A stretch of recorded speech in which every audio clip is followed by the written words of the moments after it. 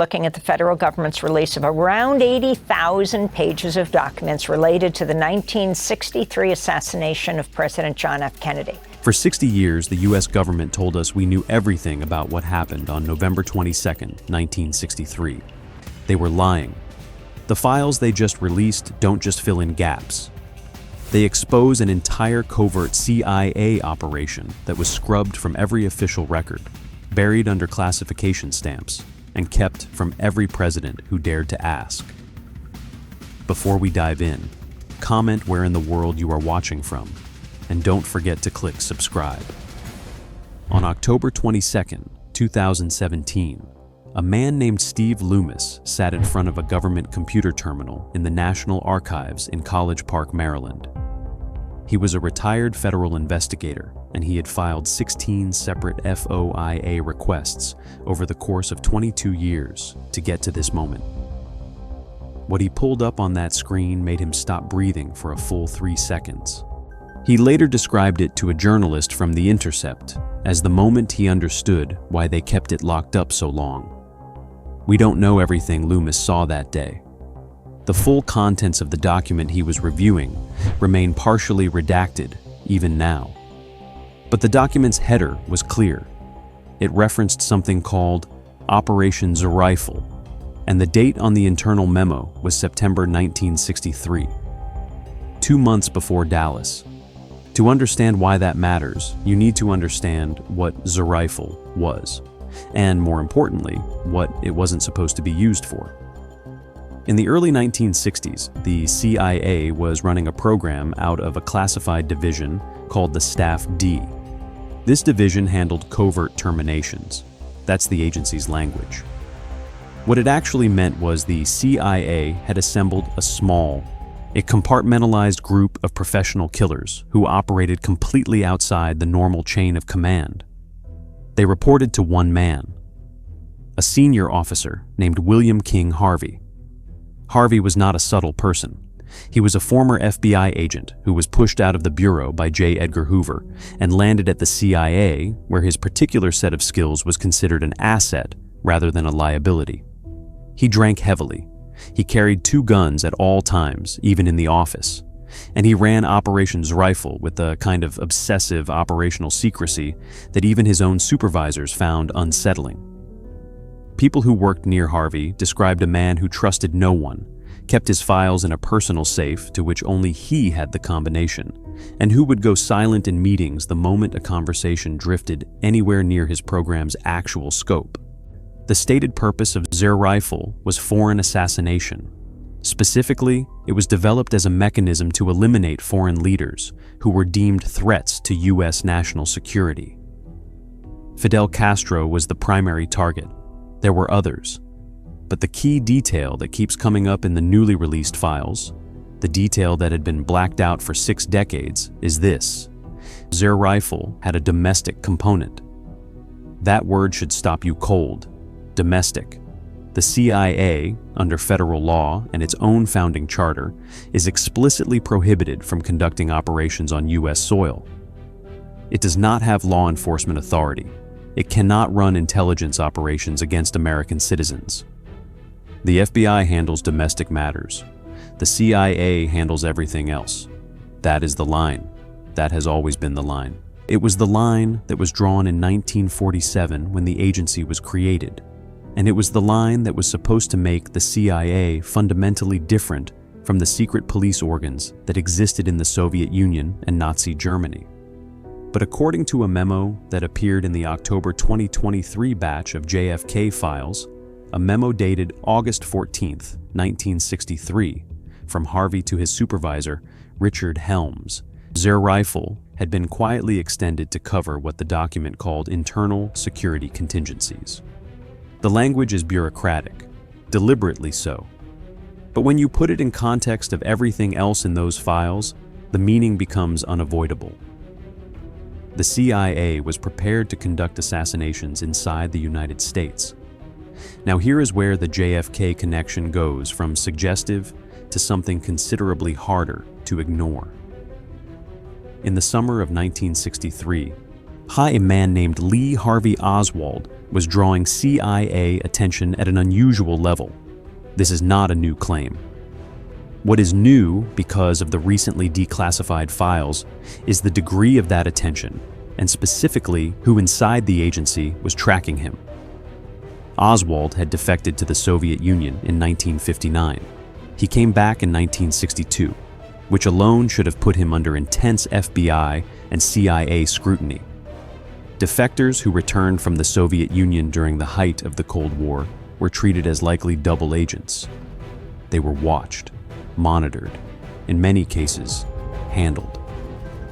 A man who had walked into a Soviet embassy, renounced his American citizenship, worked at a Soviet factory, married a Soviet woman, and then decided to come home with that Soviet woman and their child was not someone the intelligence community filed away and forgot about. The Warren Commission acknowledged that the CIA had a file on Oswald.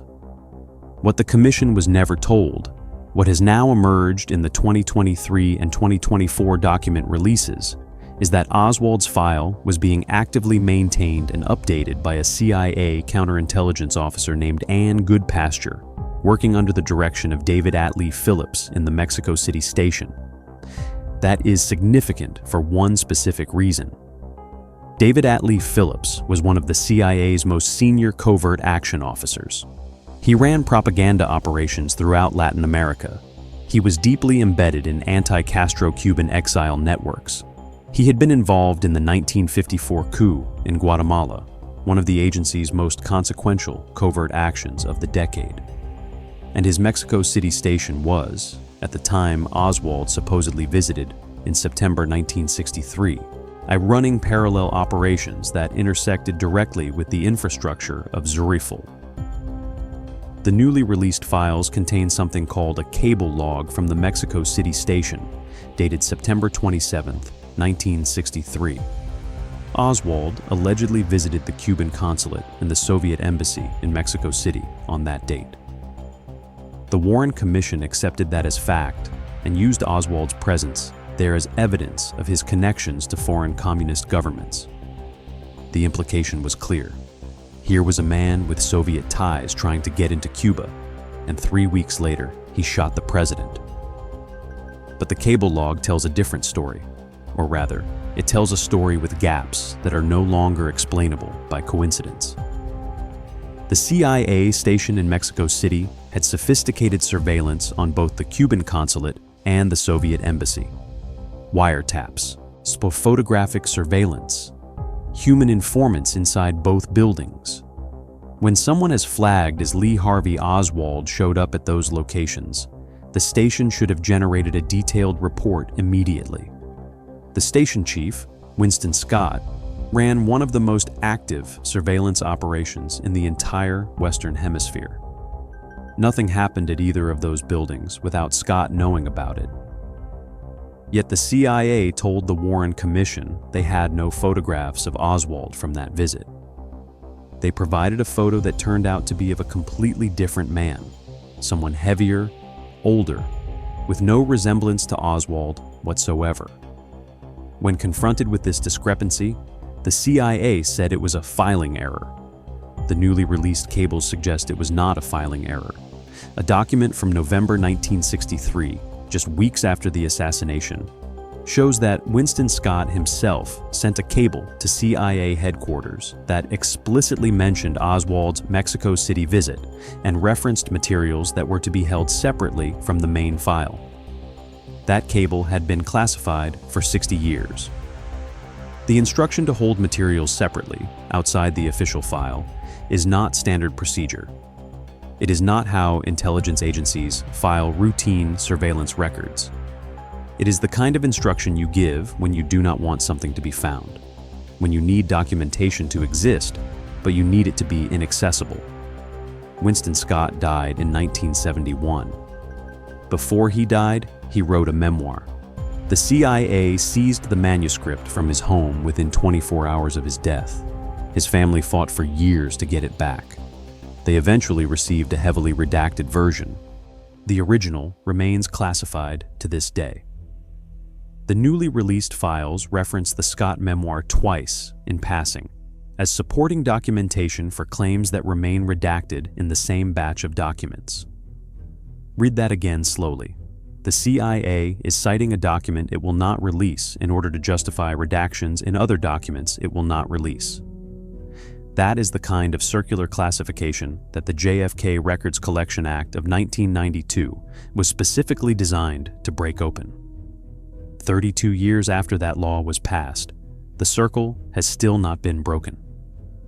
Let's go back to William Harvey for a moment, because his story takes a turn that the official record has never adequately explained. By mid-1962, Harvey had developed a serious operational problem. Robert Kennedy, who was then Attorney General and deeply involved in anti-Castro operations through a program called Operation Mongoose, had become aware of Zur Rifle. Kennedy was furious, not because he was opposed to killing Castro. He was not. Kennedy was furious because Harvey had been conducting operations without proper White House authorization. Harvey had gone outside the command structure. He was running his own program on his own timeline, with his own assets, accountable to almost no one above the rank of Richard Helms. And Helms, it turned out, had been letting him. Kennedy went to CIA Director John McCone and demanded Harvey be removed from Zur Rifle and transferred out of his operational role.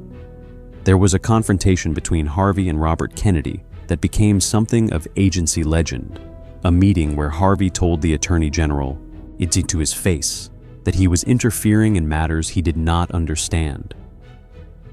Kennedy wanted Harvey fired. What he got instead was Harvey reassigned. Harvey was sent to Rome. On the surface, that looked like a punishment posting, a demotion dressed up as a transfer. But the newly released files suggest Harvey's Rome station became something else entirely. It became a logistics hub, a clearinghouse for resources, personnel, and communications that did not need to route through Langley in the normal way.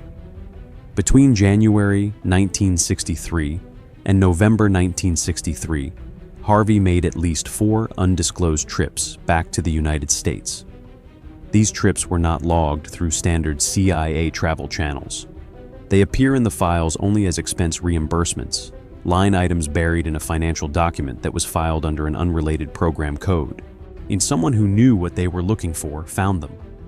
Most people reviewing those files would have scrolled right past. The destinations listed for 3 of those trips are redacted. The 4th trip, taken in October 1963, lists the destination as Dallas, Texas.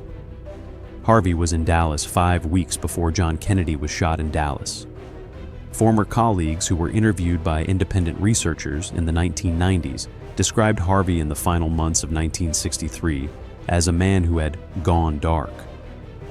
He was not communicating through normal agency channels. He was not attending the regular station briefings that Rome-based officers were expected to join. He was, by multiple accounts, operating on a parallel track that no one above him seemed to be monitoring. Or, perhaps more accurately, no one above him seemed to want to be seen monitoring. I on record for why a senior CIA officer who had been running a domestic assassination infrastructure program, who had been removed from that program at the insistence of the president's brother, who had expressed open hostility toward the Kennedy family in front of colleagues, was in Dallas in October 1963. The CIA has not provided one. When asked about this specific document in a press inquiry following the 2023 release, a CIA spokesperson said only that the agency does not comment on the travel records of former officers. That answer is not a denial. Now let's talk about what the files say about the aftermath. Because what happened in the hours, days, and weeks after November 22nd, 1963, is in some ways more revealing than anything that happened before it.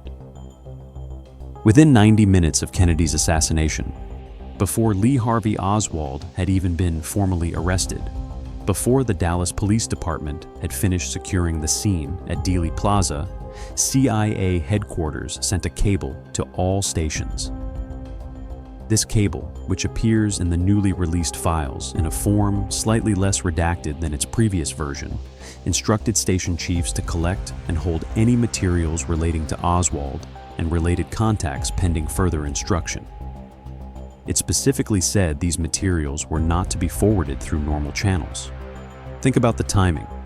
Kennedy was shot at 12:30 in the afternoon, Dallas time. Oswald was not arrested until 1:50 p.m., an hour and 20 minutes later. The CIA cable went out before that arrest.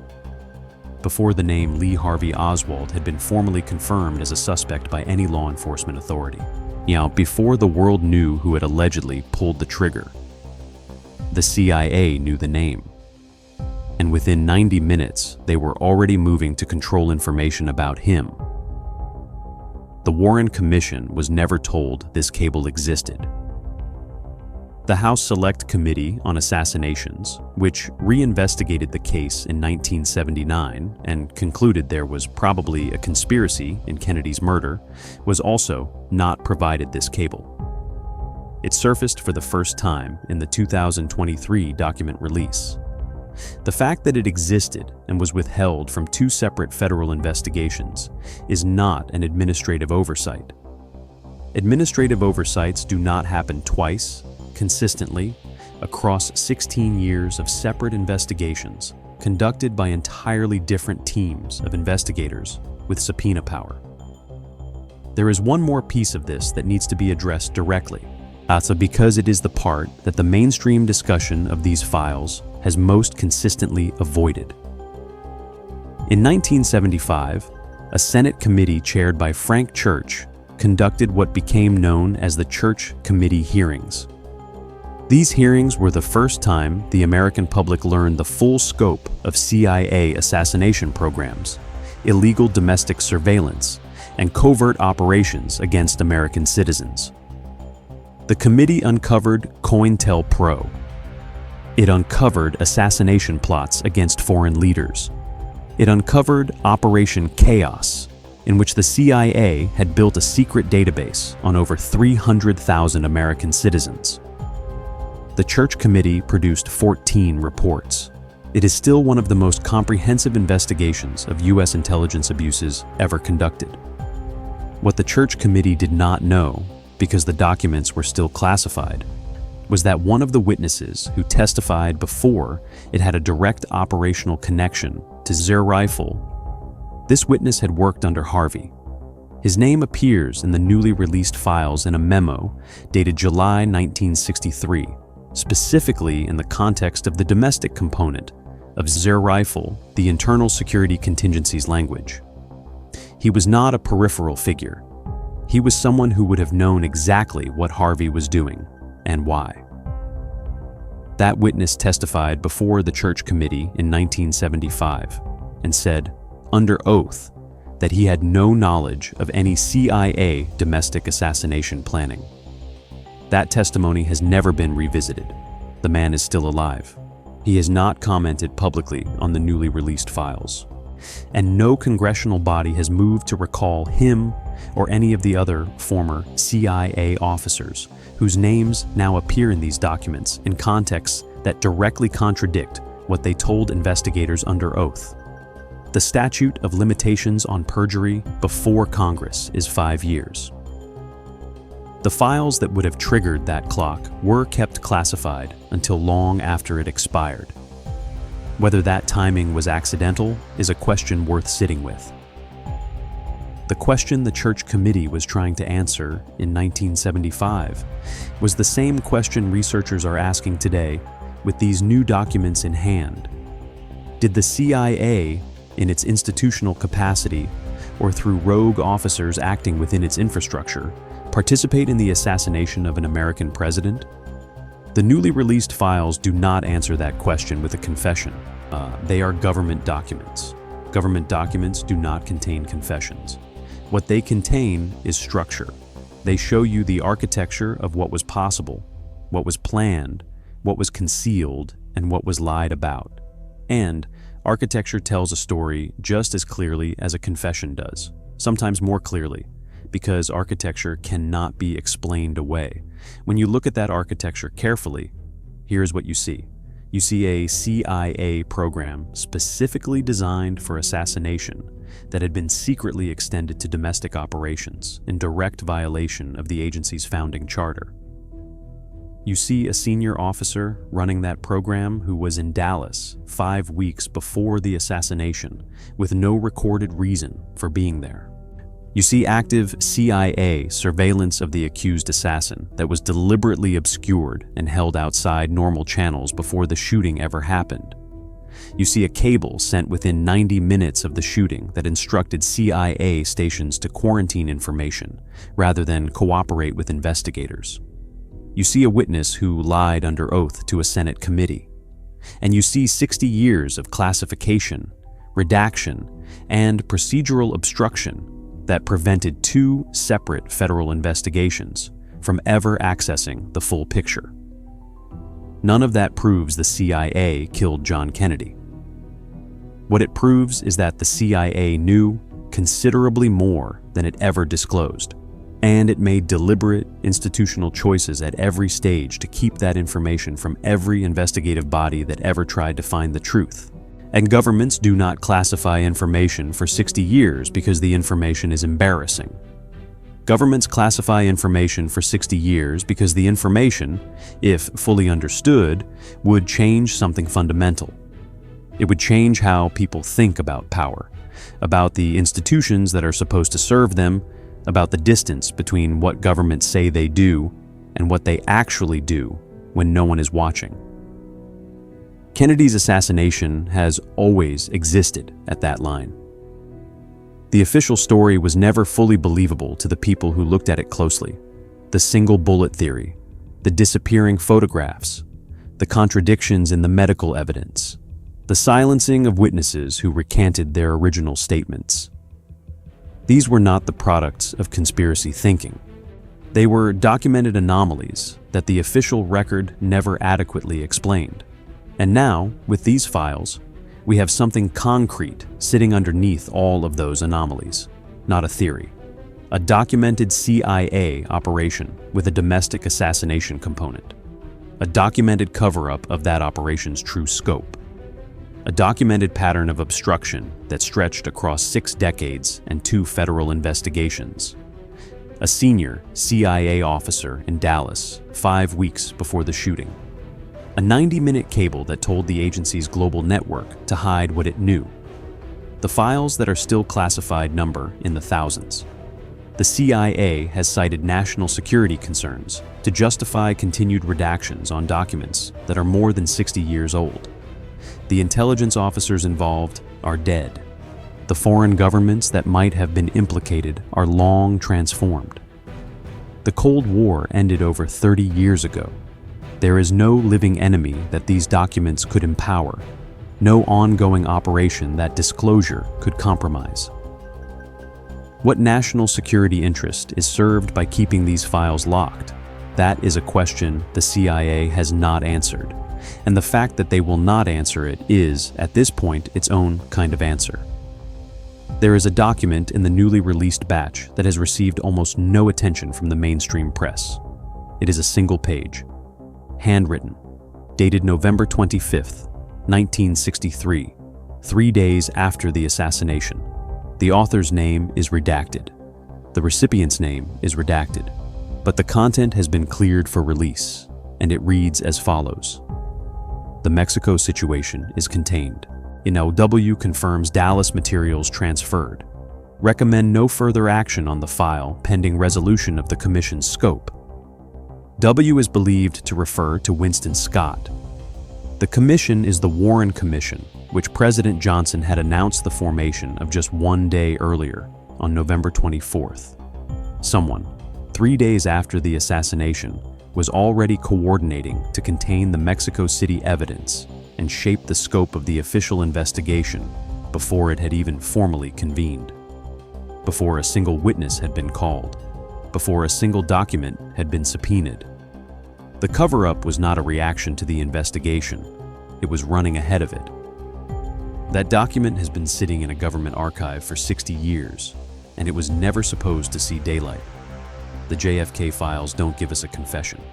They give us something more dangerous, a blueprint, a documented CIA kill program with a secret domestic arm, an officer in Dallas weeks before the shooting, evidence quarantined within 90 minutes of the murder, and a handwritten note 3 days later about containing it all. 60 years of silence isn't protection. It's a pattern. And now we can see it.